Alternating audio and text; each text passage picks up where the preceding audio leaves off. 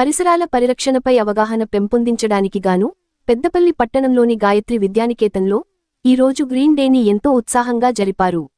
ఈ సందర్భంగా విద్యార్థులు ఆకుపచ్చ వస్త్రధారణలో పాల్గొని పర్యావరణ ప్రాధాన్యాన్ని ప్రతిబింబించారు.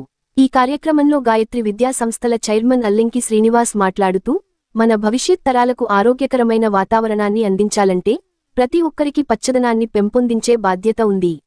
ఇది వర్షాకాలం కాబట్టి పిల్లలంతా తమకు ఇచ్చిన మొక్కలను నాటడమే కాకుండా వాటి పరిరక్షణ కూడా చేసినట్లయితే మొక్కలు సంరక్షించబడతాయని, వృక్షో రక్షతి రక్షిత అన్న నానుడిని నిజం చేయాలంటే మనందరం మొక్కలు నాటి పర్యావరణ పరిరక్షణలో, వాతావరణ సమతుల్యతలో మన వంతు పోషించాల్సిన అవసరం ఉందని, ప్రతి కుటుంబం కనీసం ఒక మొక్క నాటి సంరక్షించాలని విజ్ఞప్తి చేశారు. విద్యార్థులు గ్రీన్ డేపై పాటలు, నాటికలు, డ్రాయింగ్ ప్రదర్శనలు చేస్తూ కార్యక్రమానికి ప్రత్యేక ఆకర్షణగా నిలిచారు. ఈ సందర్భంగా విద్యార్థుల తల్లిదండ్రులకు ఉసిరి, దానిమ్మ, మునగ, బొప్పాయి, సీతాఫలం, మందార, గులాబీ, అలోవెరా, పచ్చగన్నేరు తదితర పూల, పండ్ల మొక్కలను పంపిణీ చేశారు. ఈ విధంగా పాఠశాల ద్వారా పర్యావరణ పరిరక్షణపై ఒక మంచి సందేశం సమాజానికి చేరవేస్తున్న గాయత్రి విద్యానికేతన్ యాజమాన్యాన్ని పోషకులు అభినందించారు.